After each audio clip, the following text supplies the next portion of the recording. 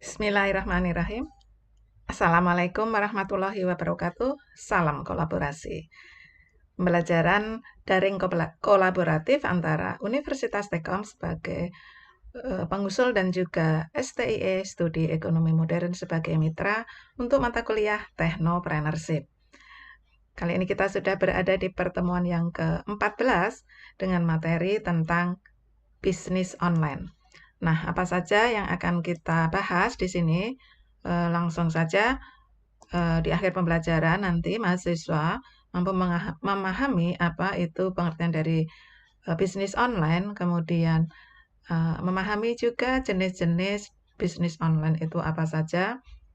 Mahasiswa memahami bagaimana tips bisnis online dan juga mengetahui kelebihan dan juga kelemahan dari bisnis online.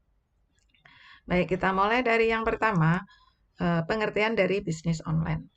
Jadi ketika kalian mahasiswa sudah mendapatkan teori konsep mengenai technopreneurship, tentunya ada terbersit dalam keinginan kalian untuk membuat suatu usaha yang mana berbasis dengan digital.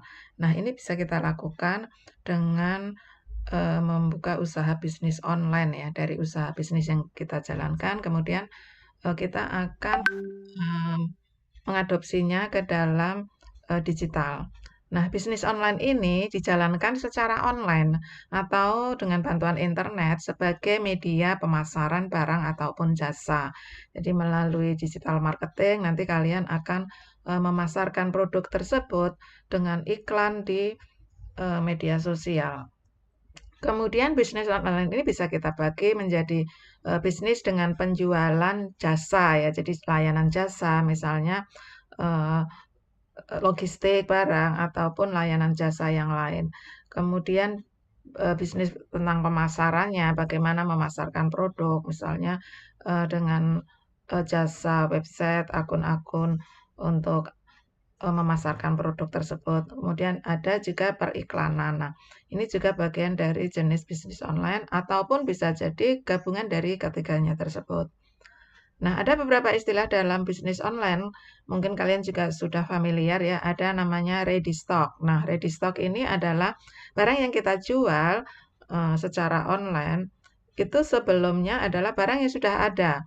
Jadi nanti pengiriman barang itu dilakukan di hari itu setelah pembeli melakukan transfer atau sejumlah uang kepada penjual. Nah, barang yang ready stock ini nanti akan dikirimkan.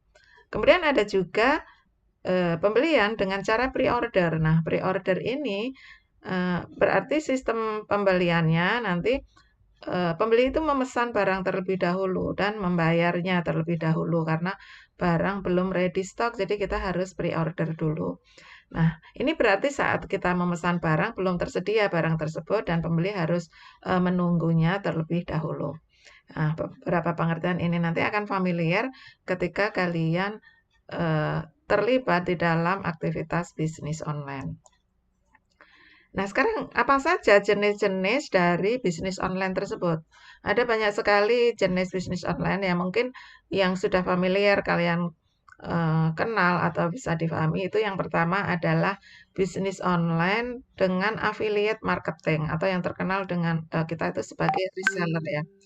Jadi affiliate marketing ini adalah pemasaran affiliate yang menawarkan bentuk kerjasama antara situs dengan bekerja sama dengan agen penjualnya atau sales online-nya. Jadi di dalam situs misalnya ada di e-commerce-nya, nah nanti akan bekerja sama dengan agen penjual nanti sebagai sales online-nya. Nah, nanti tugasnya adalah tentunya kita memasarkan produk dan mempromosikan produk mereka. Nanti akan mendapatkan komisi dengan menjualkan produk tersebut. Jadi, dengan ikut memasarkan atau menjualkan produk, kita akan mendapat komisi. Nah, biasanya prosentase komisi ini beragam, tergantung situs yang berkaitan atau tergantung dengan produk apa yang akan dijualkan. Nah, rata-rata berkisar antara 30% sampai 80% dari harga produk. Nah, besarnya komisi ini berbeda-beda terhadap produk-produk yang non fisik itu akan mendapatkan yang lebih besar lagi. Misalnya pembelian untuk e-book ataupun software. Nah, tergantung dari apa jenis produknya. Kalau misalnya produk sehari-hari itu biasanya komisi yang diterima itu lebih kecil. Ini untuk affiliate marketing. Jadi nanti kalian bisa coba menjadi reseller dengan menjualkan ataupun memasarkan produk dari situs. Nanti kita bekerja sama dengan mereka dan akan mendapatkan komisinya. Kemudian jenis bisnis online yang lain yaitu toko online. Nah, toko online itu bisa kita lakukan sendiri. Misalnya kita menjual barang dagangan yang sudah sebelumnya kita secara konvensional memiliki usaha. Kemudian kita mengadopsi digital dengan menjual barang tersebut secara online melalui internet ya, dengan membuat sebuah toko online-nya ya. Jadi selain ada toko offline-nya, kita juga ada toko online-nya. Kemudian membuat toko online-nya melalui membuat akunnya di internet. Nah, di dalamnya kita bisa menampilkan gambar-gambar produk apa yang kita jual beserta harganya, layaknya sebuah katalog. Jadi kita akan menampilkan websitenya di situ atau tampilan produk kita dalam suatu toko online ini.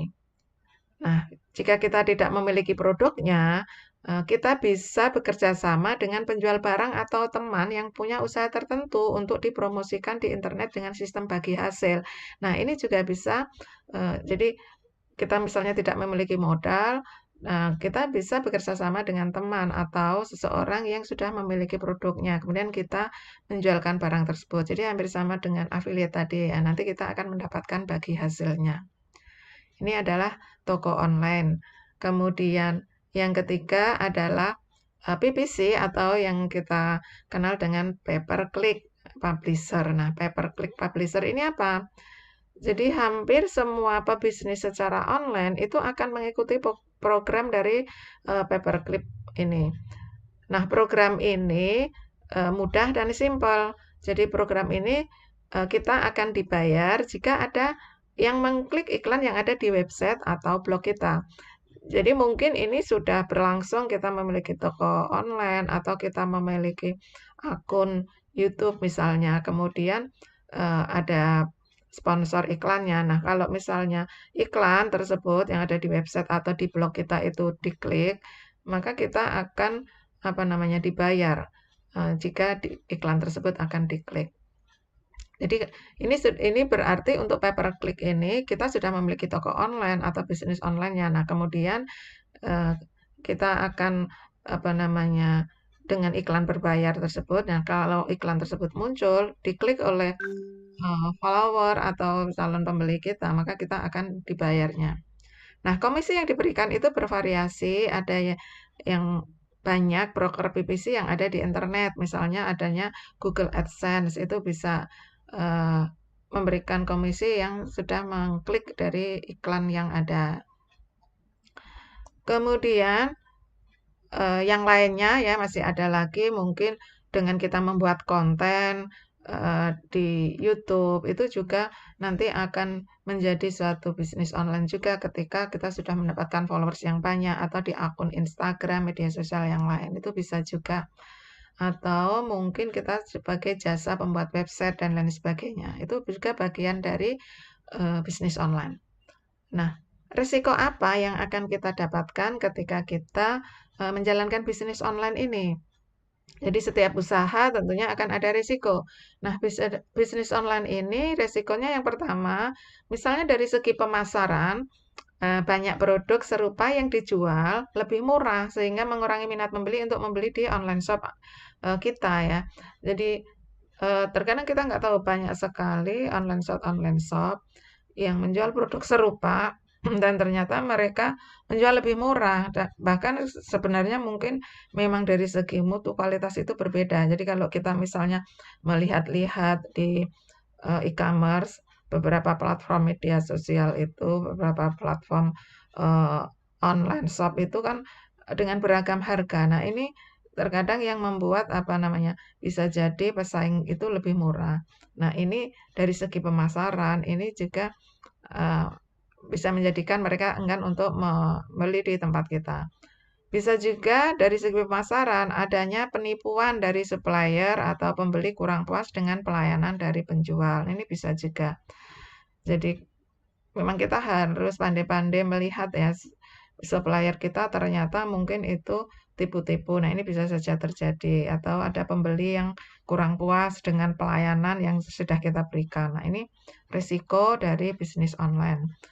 Kemudian dari sisi produk, risiko yang akan didapat adalah adanya pembeli yang tidak melunasi barang setelah memesan. Nah, ini bisa jadi eh, kita membayar dan payment-nya terlebih dahulu, tetapi ketika barang sudah dikirim ternyata ada pembeli yang nakal, mereka tidak mau melunasinya. Nah, ini juga menjadi sebagian dari risiko akan produk yang sudah dibeli. Kemudian terjadi kerusakan barang setelah sampai ke penerima, sehingga harus melakukan return barang ke supplier. Nah, ini kemungkinan juga bisa saja terjadi dari risiko segi produk, eh, atau mungkin kita lalai dalam mengecek, ternyata ada produk yang cacat, kemudian kita kirimkan, setelah dicek pembeli, ternyata produk tersebut ada cacatnya. Nah, komplain dari pembeli ini juga bagian dari resiko. Ada pembeli yang mungkin tidak terima bisa refund atau mungkin return barang tersebut sehingga harus mengulangi lagi untuk pengiriman. Atau bisa saja terjadi selain kerusakan cacat barang, supplier tidak mengirimkan barang yang dipesan sesuai dengan pesanan dan tidak menggantikan barang. Jadi seringkali terjadi bahwa misalnya yang kita pesan itu modelnya A, tapi yang datang B atau ukuran size-nya M, ternyata yang datang L. Ini seringkali terjadi seperti itu. Nah, ini eh, bisa saja pembeli itu melakukan komplain. Jadi sebaiknya kalau memang barangnya tidak ada, kita ya jujur mengatakan bahwa barang sudah habis supaya nanti setelah barang sampai ke pembeli itu tidak akan dikomplain. Ini adalah risiko bisnisnya jika kita menjalankan bisnis online. Nah, bisnis online itu juga akan selain memiliki kelebihan dan juga memiliki kelemahan tentunya ya. Jadi segala modernisasi itu tidak melulu adanya segi positif, tetapi segi negatifnya juga ada. Nah, kelebihan dari adanya bisnis online ini apa? Nah, kelebihan yang terjadi itu tidak terikat tempat dan waktu. Artinya 24 jam pembeli bisa mengakses akun platform toko online kita. Jadi bisa setiap saat dimanapun bisa eh, sewaktu-waktu misalnya menginginkan pembelian. Kemudian jangkauan pangsa pasar yang luas. Nah, pasarnya ini juga lebih luas, nasional bahkan internasional. Karena apa? Karena dengan adanya eh, internet ini, maka bisa diakses dari penjuru dunia. Jadi jangkauannya lebih luas. Kemudian media promosi yang lebih efektif karena dengan menggunakan media sosial tentunya biayanya juga lebih murah. Tidak perlu kita eh, menyebarkan brosur ataupun mendatangi face to face kepada calon pembeli kita. Modal dan biaya operasional yang relatif kecil, nah jadi kita tidak perlu membuka toko, fisiknya harus ada. Kita mulai dari rumah bisa, kemudian fasilitas iklan dan promosinya yang interaktif, jadi dengan iklan dan promosi yang audiovisual ini bisa lebih interaktif. Media elektronik, TV, radio, cetak hanya memberikan ataupun menyebarkan informasi saja kalau kita bandingkan. Kemudian sarana internet yang memberikan menyebarkan informasi produk memungkinkan konsumen untuk memesan serta membeli produk langsung secara online. Jadi sekarang juga eh, internet itu semakin terjangkau di pelosok tanah air, di desa pun sekarang juga ada kemudahan. Ini adalah kelebihan. Nah, kekurangannya apa? Kelemahan dari bisnis online ini. Jadi modal utama dari bisnis ini kan kepercayaan ya, karena kita kan tidak bisa melihat fisik barang yang akan kita beli ataupun kita tidak bisa melihat mutu ataupun kualitasnya itu benar baik atau tidak. Jadi rawan adanya penipuan. Jadi karena modal kepercayaan kita, itu kita yakin saja. Tetapi ketika kita mendapatkan barang yang ternyata tidak sesuai yang kita harapkan, ini berarti adanya apa? Penipuan dari penjual bisa saja terjadi. Kemudian ada rawan adanya hacker atau cracker. Ini bisa saja terjadi eh, akun kita dihack, kemudian eh, ada pembobolan. Nah, ini juga akan menjadi kelemahan. wujud barang jasa yang ditawarkan biasanya banyak komplain ya. Ini yang sering terjadi itu adalah barang yang tidak sesuai dengan gambar. Jadi kecerahan gambar itu kadang-kadang berbeda dengan aslinya. Di gambar lebih terang, tapi hasilnya ternyata ketika kita beli, kok lebih gelap. Nah, ini akan berbeda. Konsumennya terbatas mereka yang menggunakan internet. Jadi untuk jangkauan internet yang belum sampai di daerah kita, mungkin kita tidak bisa untuk membeli secara online. Kemudian pebisnis online harus memiliki kemampuan berpromosi yang efektif dan proses menyebarkan informasi ini membutuhkan waktu.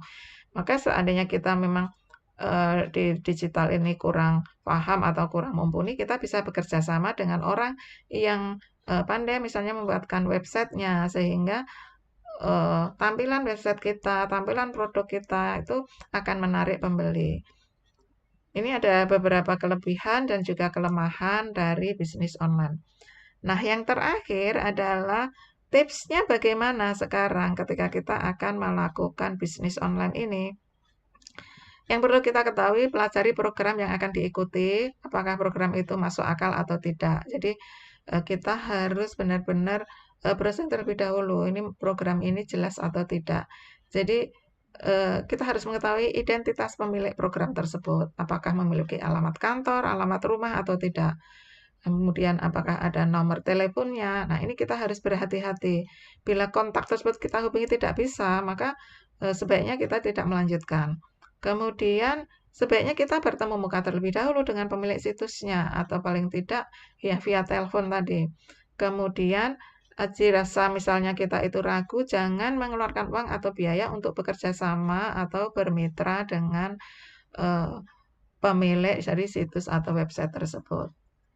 Nah, ini adalah sekilas tentang bagaimana bisnis online yang bisa kalian jalankan nantinya. Di slide terakhir ada tugas ya, kalian nanti bisa mencari eee, affiliate marketing, atau menjadi seorang reseller pada agen penjual. Kemudian kalian mencoba untuk membantu memasarkan atau menjualkan produk mereka dan nanti akan mendapatkan hasil komisinya. Nah, ini nanti kalian buktikan dengan video ataupun foto screenshot-nya. Ya, demikian pembahasan kita mengenai bisnis online. Mudah-mudahan sekilas ini bisa lebih memahami, bisa lebih menambah wawasan kalian tentang bisnis online dan technopreneurship. Terima kasih atensi mahasiswa. Kita berjumpa lagi di lain kesempatan. Assalamualaikum warahmatullahi wabarakatuh.